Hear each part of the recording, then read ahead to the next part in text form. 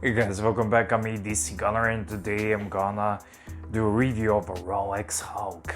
It's only gonna be a contemporary review, like all the specs and everything. I will talk about that too, but I focus more on how I view the watch and how it impressed me. Because today I got a chance to play for a long time. I wanted to play with the Rolex Hulk. I've seen it a couple times in the wild, but there's nothing like when you are wearing it on your wrist and having the opportunity to check it out in Fondo. And for those of you who don't know, Rolex Hulk is just a basic Rolex Black Submariner, but in green, and it's a fantastic watch. However, I would not buy it.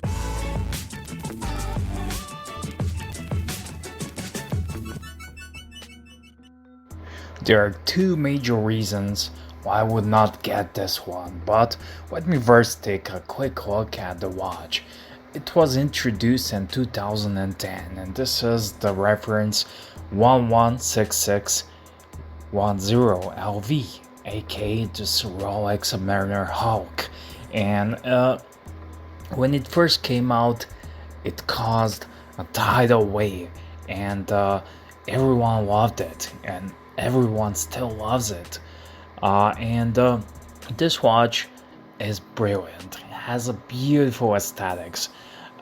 It's wearable, and it's functional. It's a Submariner, but this one is like no other Submariner. This one is green. And before this one, there was a Kermit. Kermit is a black dial and a green bezel, and it's older reference. And it has a aluminum bezel, but it has a maxi dial.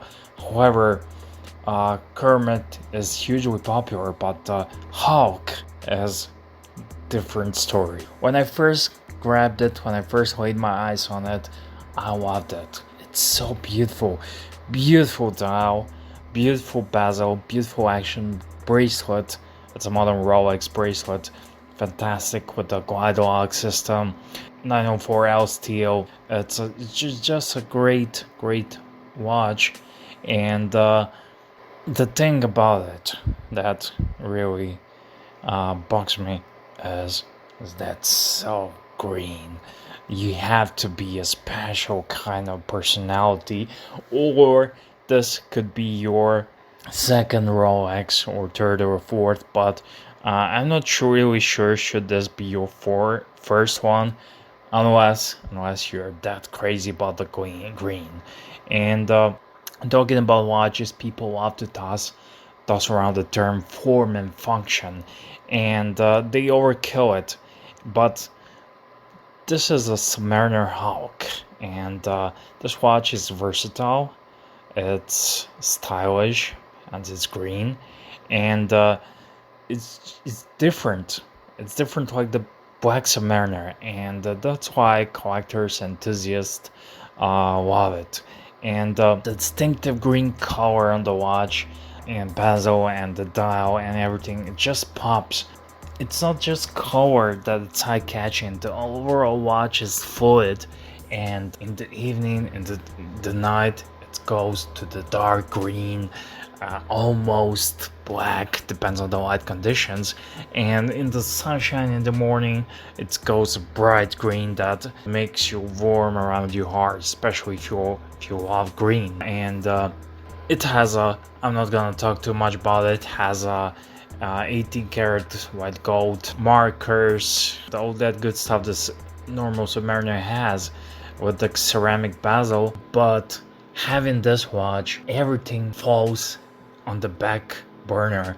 Everything gets ignored except the green, the Hulk. And at least that's how I feel. The watch is magnificent. 904L stainless steel, the same kind of steel that's used in aerospace industry. Rolex robustness, comfortable oyster bracelet, updated bracelet, beautifully done. Glide lock clasp, which I'm really a big fan. I think all watches should have. It's easy to adjust the clasp during the day if your wrist fouls. You need more space, you need something brilliant.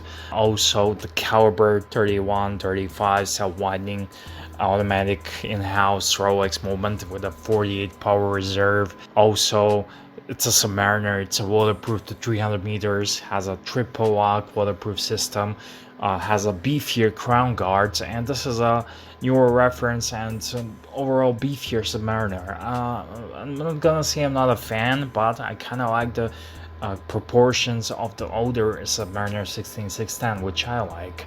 And you have a modern watch, it's a masterpiece. I prefer the black Submariner, I love it. Some people will say it's boring, and it is, but if you have a black Submariner, I can see myself getting a Hulk, but I cannot see myself getting a Hulk before the black Submariner.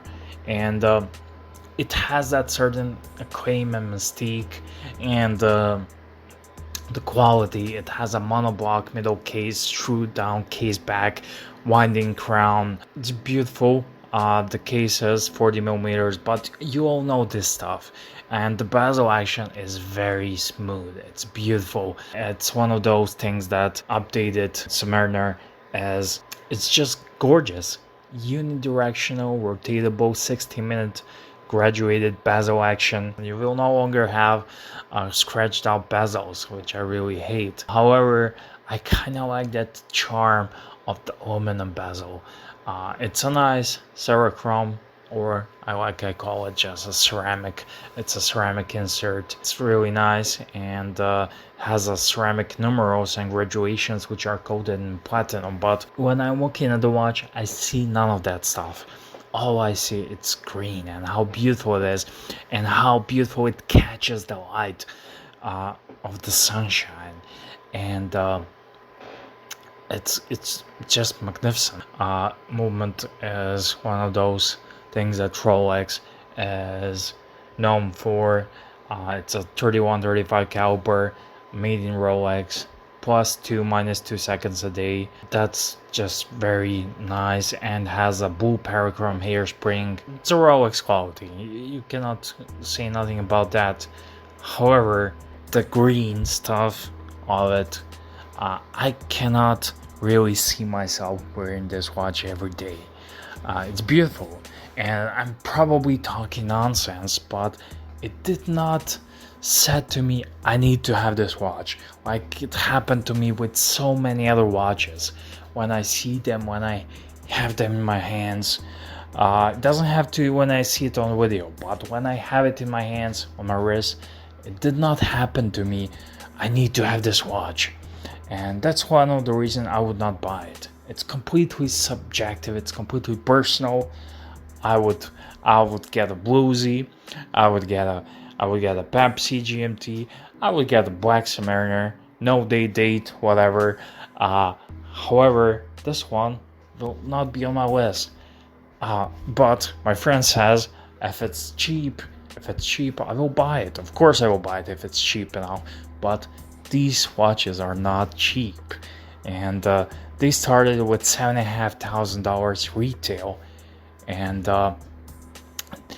2017 they were like 9,000, and today they're more of a 15,000 US dollars.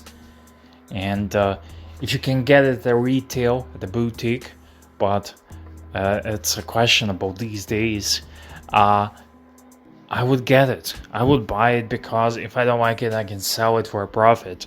But would I pay 15 for it? Hell no, you can get so many good watches for that. Those are the two main reasons. So number one, it's a beautiful watch, would love to have it in my collection. However, it's not something that speaks to me, I need to have it. And I think that's very important for me when it comes to watch collecting.